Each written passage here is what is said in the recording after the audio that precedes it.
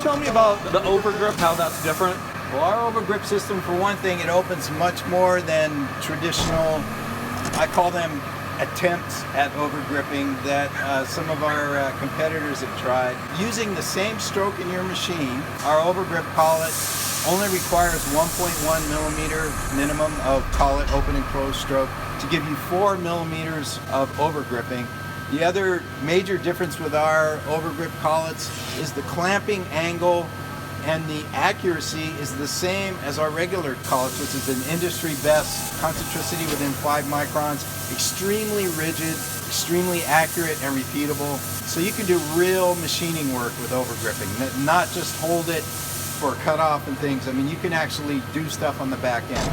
You can shift operations from the main spindle to the sub-spindle and really use that shaded time of the sub-spindle and put your machine to work. It allows you to hold the part the way you want to hold it. You're not dictated by doing 90% of the job in the main spindle and then 10% in the sub.